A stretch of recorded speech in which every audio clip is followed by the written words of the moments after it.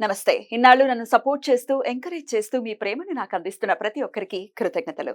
అలాగే ఈ వీడియో కూడా ఖచ్చితంగా మీకు ఉపయోగపడుతుంది. లైక్, షేర్ అండ్ సబ్స్క్రైబ్ చేసి మీ సపోర్ట్‌ని నాకు అందించండి. అలాగే ఈ వీడియో పట్ల మీకున్న అభిప్రాయాన్ని కామెంట్ సెక్షన్‌లో కామెంట్ చేసి తెలియజేయండి. ఇప్పుడు వీడియోని చూద్దాం. నమస్తే, వెల్కమ్ టు అవర్ ఛానల్. నేను పద్మిని. ప్రస్తుతం మనతో పాటు ప్రముఖ ఆస్ట్రాలజర్, హస్త సాముద్రిక నిపుణులు, అలాగే దుర్గా ఉపాసకురాలు శ్రీమతి పద్మశ్రీ గారు మనతో పాటు ఉన్నారు. మాట్లాడదాం. పద్మశ్రీ గారు నమస్తే. నమస్తే అమ్మా. పూజ నిత్య దైనందిన జీవితంలో ఖచ్చితంగా అది పార్ట్ అయి ఉండాలి మనశ్శాంతిగా. ఎందుకంటే గ్రాటిట్యూడ్ ఎప్పుడైతే ఇస్తున్నామో, చూపిస్తున్నామో, కృతజ్ఞతను ఎప్పుడైతే ఆవిష్కరిస్తున్నామో ఖచ్చితంగా మనసు ప్రశాంతంగా ఉంటుంది. మరి స్వామి మనకి ఇన్ని ఇస్తున్నాడు, బ్రతికున్నాము, తింటున్నాము, హాయిగా ఉంటున్నాము. చిన్న చిన్న కష్టాలు ఉంటాయి, ఉండకుండా ఎవరు ఉంటారు, సుఖాలు కూడా ఉన్నాయి కదా. మరి గ్రాటిట్యూడ్ అయితే చూపించాలి. అయితే పూజ విషయంలో రకరకాల సందేహాలు ఉంటాయండి. ఎప్పుడు చేయాలి అనేది. ఈ గజిబిజి లైఫ్ లోనే ఉన్నాం మనం. పొద్దున్న లేచామా, టకటక వంటలు చేసుకున్నామా, బయలుదేరామా ఆఫీసులకి కదా. బ్రాహ్మీ ముహూర్తంలోనే చేస్తే పవర్ఫుల్లా, లేకపోతే సాయం సంధ్యా కాలంలో చేస్తే పవర్ఫుల్లా, ఇట్లా రకరకాల సందేహాలు ఉంటాయి. అసలు పూజ అనేది ఏ సమయంలో చేస్తే శ్రేష్టమైనటువంటి ఫలితాలని ఇస్తుంది? తప్పకుండా చాలా చక్కని ప్రశ్న అడిగారు. చాలా ఇంట్రెస్ట్ గా మీకు ఈ సబ్జెక్ట్ మీద కూడా చాలా చాలా ఇష్టం కదా, మరి ఇష్టం, బోల్డ్ అంత ప్యాషన్ తెలుస్తుంది. అందుకే ఇంత మాట్లాడుతున్నాను. మాట్లాడొద్దని గోల్ పెడతారు, తెలుస్తుంది. కానీ నేను మాట్లాడతాను. మీరు మాట్లాడితేనే అందం. అదే కదా, నేను కామ్గా కూర్చోలేను సామి. మీరు మాట్లాడితేనే అందం. Thank you. అయితే పూజ అనేది ఫస్ట్ మనం వెనకటి నుంచి కూడా ఏం చెప్తారు, బ్రాహ్మీ ముహూర్తం అనే చెప్తారు. కానీ అది అందరికీ సాధ్యపడకపోవచ్చు. పాపం కొంతమంది ఇప్పుడు ఉన్నటువంటి జనరేషన్ లో పాపం భర్తలు జాబుల నుంచి లేటుగా రావడం, వాళ్ళు పడుకోవటమే లేట్ అనుకోండి. పాపం ఆ బ్రాహ్మీ ముహూర్తం వరకు ఎలా లేవగలుగుతారు? అది ఇంపాసిబుల్. చాలా ఇబ్బందులకు గురవుతుంటారు. కాబట్టి సరే, బ్రాహ్మీ ముహూర్తంలో ఇబ్బంది లేదు, చేసుకోగలం అనుకుంటే అసలు మంచి టైం అది అని చెప్పుకోవచ్చు. పర్టికులర్ గా ఏ టైం అండి? 4 నుంచా? అంటే 4 నుంచి అంటే 5 లోపు చేసుకోవాలి. 3 to 5 అని చెప్తారు. బ్రాహ్మీ ముహూర్తం అంటే లేచి కాస్త ఇల్లు వాకిళ్ళన్నీ శుభ్రం చేసుకొని అంత సిద్ధం చేసుకోవడానికి టైం 5 వరకు, 5 బిలో చేసుకోవడం అనేది చాలా మంచిది అనమాట. అంటే సూర్యోదయానికి 1.5 గంటల ముందు ఉన్నటువంటి సమయాన్నే బ్రాహ్మీ ముహూర్తం అని అంటారు. అయితే ఆ బ్రాహ్మీ ముహూర్తంలో వీలైన వాళ్ళు చేసుకోవచ్చు, తప్పలేదు. కానీ పాప అందరికీ సాధ్యపడదు. సాధ్యపడని వాళ్ళు బాధపడాల్సిన అవసరం ఏం లేదు. అంటే ఉదయం 9ంటికి చేసుకోవచ్చు, 7ంటికి చేసుకోవచ్చు. అంటే ఎటుగుడి 11 గంటల లోపే పూజ కార్యక్రమాలను కంప్లీట్ చేయాలి. మిట్ట మధ్యాహ్నం 11 తర్వాత మాత్రం చేయకూడదు. అది చాలా అంటే ఉపయోగం ఉండదు, చేసిన ఉపయోగం ఉండదు అనేది చెప్తారు అనమాట. అంటే భగవంతుడు విశ్రాంతి తీసుకునేటువంటి టైం గా చెప్తారు. మళ్ళీ మనం ధూపాలు వేసేసి దీపాలు పెట్టేసి ఇబ్బంది పెట్టిన వాళ్ళమే అవుతాం. కాబట్టి చూడండి, దేవాలయాలు కూడా బందే ఉంటాయి. విశ్రాంతి తీసుకోండి స్వామి, మళ్ళీ సాయంత్రం వస్తాం మీ దర్శనానికి అని చెప్పేసి బంద్ చేసి వస్తారు. ఎందుకంటే దేవుడికి కూడా ఉంటుంది కదండి కుటుంబం.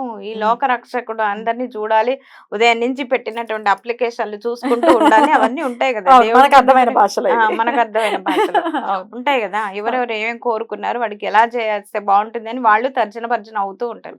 కాబట్టి ఆ సమయం కాకుండా 11 గంటల లోపు పూజ ముగించుకోవటం అనేది చాలా చాలా మంచిది అని చెప్పారు.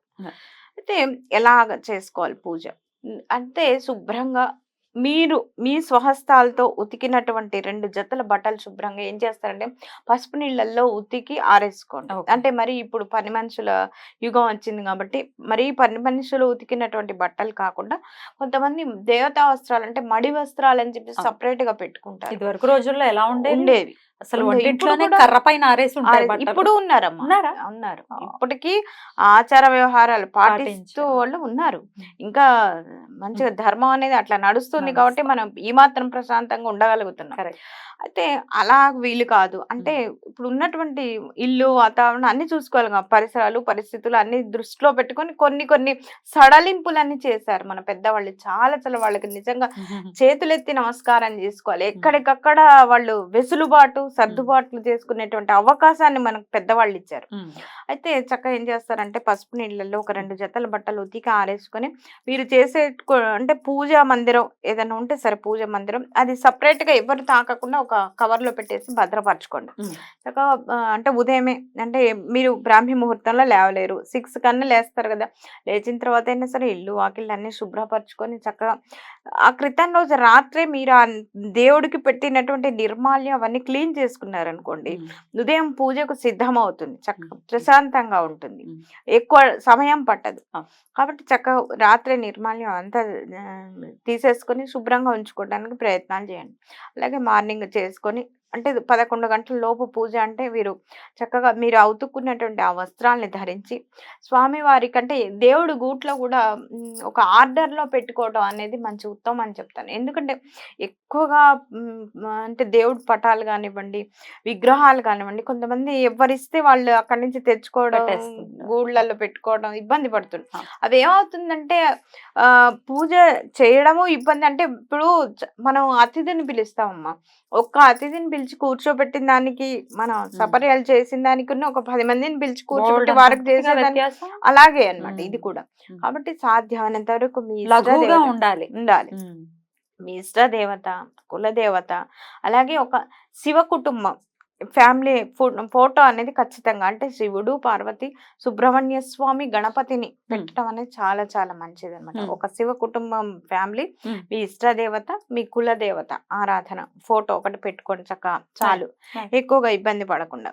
చక్కగా మీరు అంతా కూడా మీకు ఉంటే పువ్వులు ఉంటే మీకు కొనగలిగి మీ కాంపౌండ్ లో ఉన్నటువంటి పువ్వులని తీసుకొచ్చి సిద్ధం చేసుకోండి, అంతేగాని ఎక్కడికో వెళ్ళి పరిగెత్తుకుంటూ అక్కర్లేదు. చక్కగా చేసుకున్నంత వరకు స్వామిని అలంకరించుకొని వీలైతే నెయ్యి దీపం పెట్టుకోండి, లేదంటే మంచి శ్రేష్టమైనటువంటి నువ్వుల దీపం పెట్టుకోండి. చక్కగా రోజు కూడా అమ్మవారికి కుంకుమార్చన చేసుకోవటం అలవర్చుకోండి. దానివల్ల ఏమవుతుందంటే సకల సిరి సంపదలతో పాటుగా ఇంటికి పట్టినటువంటి అరిష్టాలు ఏమైనా ఉన్నా కూడా తొలగిపోవడానికి అవకాశాలు ఎక్కువగా ఉంటాయి. లక్ష్మీదేవికి అష్టోత్తరం చక్కగా ప్రతిరోజు అమ్మవారు అంటే త్రిమూర్తి స్వరూపం. మీరు ఏ దేవతని ఇష్టపడతారో ఆ దేవతకి చేసుకోండి. ఏ దేవతకు చేసినా ఏమంటారు, మహాకాళి, మహాలక్ష్మి, మహాసరస్వతి అనుగ్రహం తప్పకుండా లభిస్తుంది. కాబట్టి చక్కగా చేసుకోండి. త్రిమూర్తి స్వరూపాలని తలుచుకొని కూడా కుంకుమార్చన చేసుకోండి. కుంకుమార్చన అంటే చక్కగా ఎప్పుడు కూడా పూజా గదిలో నిండుగా పసుపు కుంకుమలు నిండుగా ఉండేట్టు, ఖాళీ అయ్యేలా కాకుండా చక్కగా నిండుగా ఉండేటట్టు చూసుకోండి. పసుపు కుంకుమలు అన్నీ కూడా చక్కగా దాన్ని చేతిలోకి తీసుకుని ఈ 3 వేళ్లతోనే కుంకుమార్చన చెయ్యాలి. ఇలాగ తీసుకొని చేయాలి. అంటే మృగముద్ర అంటారు దాన్ని, అంటే జింక ముద్ర అలాగా. అలా చేసినట్టయితే చాలా మంచిది అనమాట. చాలా మంది ఏంటంటే ఇలాగా, అంటే గోరుతో ఇలా ఇలా ఇలా ఇలా అంటుంటారు. అలా అనకూడదు అనమాట. గోరుతో అలా అనటం వల్ల చాలా చాలా అరిష్టం. ఇలా ఇలా కూడా వేస్తూ అలా కూడా వేయకూడదు. ఇలా ముద్రలో ఇలా ఇలా అనాలి. ఇంకొకటి అంటే పూజ అనంతరం చక్కగా అక్కడ చేతులు ఇలా ఇలా దులిపేస్తూ ఉంటారు, అది కూడా చాలా తప్పు. చక్కగా పూజా మందిరం దగ్గర ఒక టవల్ పెట్టుకోండి, చేతులు తుడుచుకోవడం ఉండాలి అంతే. అంతేకాక ఇప్పుడు ఇలా చేతులు దులిపేస్తే మనం ఏమనుకుంటాం, చాలా దానికి ఒక బ్యాడ్ ఇండికేషన్, రెక్లెస్నెస్ ఉంది అంతే కదా, బ్యాడ్ ఇండికేషన్. మనం ఎవరైనా మనుషుల దగ్గరే చూపించకూడదు అటువంటి యాటిట్యూడ్. అటువంటి భగవంతుడి దగ్గర చూపించడం అనేది చాలా చాలా తప్పు. జాగ్రత్తగా ఒక టవల్ అనేది పెట్టుకొని శుభ్రపరచుకొని మీరు నివేదన కూడా మీరు ఏం సాధ్యం అవుతుంది, మీకు ఎంతవరకు పాసిబుల్ లేదు, మడితో నింటే శుభ్రంగా వంట అది చేసుకోగలుగుతాము మేము అనుకుంటే మీరు వండిన పదార్థాలని స్వామివారికి నివేదించి మీరు భుజించండి. లేదు మాకు అంత టైం ఉండదు, కొంత రకరకాల మసాలా ఐటమ్స్ తినేవాళ్ళు ఉంటారు, మాకు అది పిల్లలు భర్త నుంచి చేసేది కదా. కాబట్టి దేవుడి నివేదన కోసం చక్కగా కిస్మిస్ పండ్లు పెడతారా, మంచిగా డ్రై ఫ్రూట్స్ ఏదైనా పెడతారా, మిశ్రీ ఏదైనా పెడతారా, లేదంటే ఇవి ఉంటాయి చూసారా ఉసిరికాయ, అవి ఎండు ఉసిరి అవి వస్తాయి చక్కగా ఆమ్లావి, అవి పెడితే అమ్మవారికి అంటే లక్ష్మీ అమ్మవారికి చాలా చాలా ఇష్టమైనటువంటి చక్కగా. దానివల్ల 2 ఉపయోగాలు, అమ్మవారికి చక్కగా నివేదన చేసింది మనం స్వీకరిస్తే మనకి విటమిన్ సి అద్భుతంగా లభిస్తుంది. రోగ నిరోధక శక్తి పెరగటంతో పాటుగా అమ్మవారి లక్ష్మీ కటాక్షం. కరెక్ట్. అందులో చెప్తాం కనకధార స్తోత్రం ఒక ఉసిరికాయతోనే ఉంటుంది అదంతా కూడా. అయితే లక్ష్మీ అష్టోత్తరం ఖచ్చితంగా ఎవరైతే ప్రతినిత్యం చేస్తున్నారో సిరి సంపదలు అనేవి ఖచ్చితంగా డెఫినెట్ మీరు చెప్పినటువంటి ముద్రలో చేస్తూ ఉంటే చాలా చాలా.